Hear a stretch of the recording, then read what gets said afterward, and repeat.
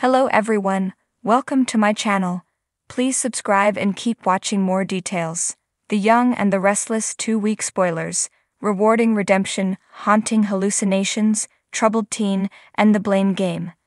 The Young and the Restless, I and R, spoilers indicate that summer may be over, but Y and R is heating up. There will be plenty of restlessness and intrigue as your favorite characters experience heartbreak, turbulence, and redemption. The corporate drama is a fixture in Geno City, and the upcoming stories promise to entertain. Without further ado, here are the spoilers for September 2nd to 13th. Sharon Newman, Sharon Case, will struggle with her vivid hallucinations of Cameron Kirsten, Lyndon Ashby, as he will continue to bait Sharon into getting revenge. Fans know that teen twit Lucy Romalotti, Lily Brooks O'Brien, got drunk so that she could call Faith Newman, Raylan Castor, for help. She desperately wants Faith to be her friend, and when Faith shows up, Lucy is in the middle of a hysterical meltdown and begs Faith to give her a ride home. On the ride home, Lucy suddenly has to throw up. Faith loses control of the car, which causes an accident. Sharon is livid over this, as it reminds her of what happened with Cassie Newman, Cameron Grimes, all those years ago. Cameron is feeding her feelings of rage. Sharon's behavior will become increasingly concerning over the next couple of weeks.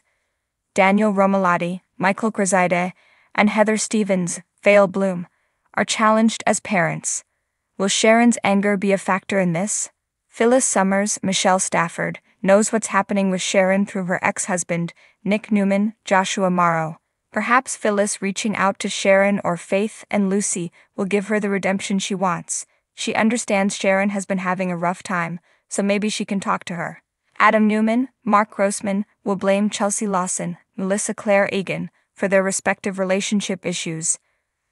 Adam couldn't tell Sally Spectrapaidu, Courtney Hope, Sally the truth. She no longer trusts Adam, and it's a bitter pill to swallow. Meanwhile, Chelsea will seek forgiveness. Kyle Abbott, Michael Mueller, confesses to Claire Grace, Haley Aaron. Is this business or personal? The mustache, aka Victor Newman, played by Eric Braeden, has a plan. Gulp. It may cause some issues for Kyle and Summer Newman, Allison Lanier. It's already a fraught situation. Will this affect Kyle and Claire's arrangement? Lily Winters, Crystal Kahlo, makes a deal with Victor. Will she come to regret it? Kyle wants to get to his parents, and we wonder if maybe part of this is his blaming Diane Jenkins, Susan Walters, for not being there for him as a kid. Maybe that's why he's so eager to destroy Jabot. Kyle may require lots of therapy before he crawls back home to mommy and daddy, so how will he clean up his mess? Lucy's troubles may only be just getting started. The teen wants friends, and she's made it her mission to be friends with Faith, whether Faith wants that or not. What will the teen do next to cause more upset? Is Sharon doomed to be stuck with Cameron her whole life long? When will this mania end? She may need a lifeline. Is she taking her medicine? The residents of Geno City will be busy for the next couple of weeks. Don't miss it. In the coming days, the residents of Geno City are about to witness a whirlwind of emotions, where the threads of redemption and revenge intertwine with the everyday lives of those who call this place home. At the heart of this tumultuous time is Adam Newman, a man whose past has often been marred by questionable choices. However, as the first week unfolds, Adam finds himself on a path toward redemption, a road paved with sincerity and unexpected support from unlikely allies. Adam's journey begins with a heartfelt conversation with Chelsea, the mother of his son Connor. Chelsea, who has seen Adam at his best and worst, remains skeptical of his motives. But as they talk, Adam's earnestness begins to break through her walls. He speaks of wanting to be a better man for Connor, of desiring to build a future where his son can look up to him without shame. Chelsea, touched by his vulnerability, starts to soften her stance. She doesn't forgive him entirely. Her trust was shattered too many times, but she sees a glimmer of hope in his eyes. Meanwhile, Victor Newman, always the patriarch, watches his son closely. Victor has never been one to easily forgive mistakes, but he recognizes the sincerity in Adam's actions. A rare moment of understanding passes between father and son, and Victor offers Adam a lifeline, a chance to prove himself not only as a businessman, but as a father and a man of integrity. The reward of redemption seems within Adam's grasp, but the question remains, can he maintain his course, or will the shadows of his past pull him back into the darkness? Week 2, Haunting Hallucinations and a Troubled Teen.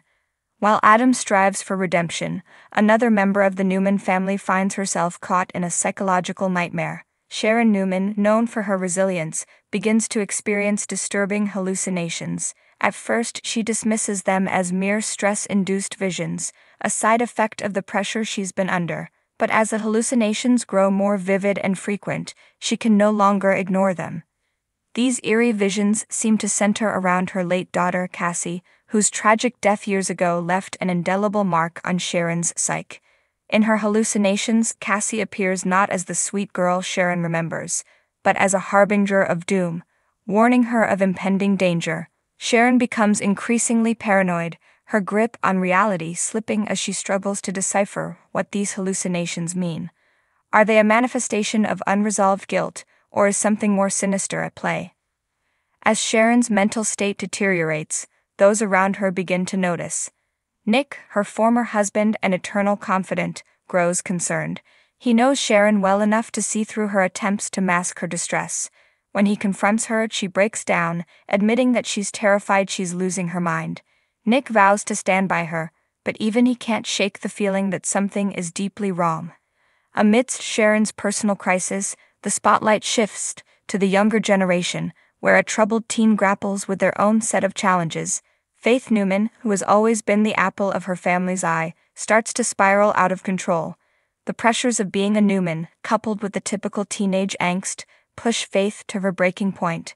She begins acting out, skipping school, lying to her parents, and hanging out with the wrong crowd.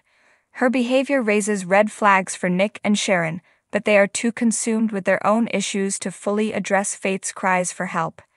As Faith's rebellion intensifies, she finds herself in increasingly dangerous situations. A near miss with the law serves as a wake-up call, but the damage has already been done. Faith feels alienated from her family, misunderstood and judged rather than supported. The more she tries to push them away, the more she spirals, setting the stage for a potential disaster that could tear the Newman family apart. The blame game.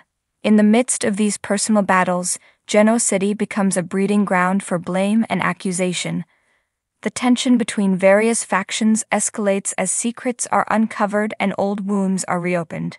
At the center of this storm is Victoria Newman, whose leadership at Newman Enterprises comes under fire from both within and outside the company. Billy Abbott, always quick to act on impulse, finds himself at odds with Victoria once again. He blames her for decisions that have put the company, and their family's legacy, at risk. Their arguments become increasingly heated, with Billy accusing Victoria of putting the business above everything else, including their children. Victoria, in turn, accuses Billy of being reckless and self-centered, reigniting the long-standing feud between them. As the blame game continues, it begins to affect those around them. Employees at Newman Enterprises find themselves caught in the crossfire, unsure of where their loyalties should lie. Even Victor, usually the unshakable force behind the Newman empire, starts to question the direction in which his daughter is leading the company. The pressure mounts, and it becomes clear that something or someone will have to give. The tension spills over into personal relationships, with friends and family members forced to pick sides. Abby Newman, torn between her loyalty to her family and her own ambitions, tries to play peacemaker but finds herself alienated in the process. The fractures within the Newman family begin to widen, threatening to destroy the fragile unity they've managed to maintain. The uncertain future. As these 2 weeks unfold, the residents of Geno City find themselves standing at the edge of a precipice. Adam's redemption, Sharon's mental torment, Faith's rebellion, and the blame game at Newman Enterprises all converge, setting the stage for explosive confrontations and heartbreaking decisions. For Adam, the path to redemption is fraught with obstacles, and the choices he makes in the coming days will determine whether he can finally put his past behind him. Sharon's hallucinations may be the key to unlocking deeper traumas that have haunted her for years, but they could also push her over the edge. Faith's troubled journey may force her family to confront their own failures, while the power struggles within Newman Enterprises could lead to a seismic shift in Genoa City's corporate landscape. In Genoa City, nothing is ever as it seems, and the future is always uncertain. As these 2 weeks draw to a close, one thing is clear: the lives of the Newmans, and everyone around them, will never be the same again.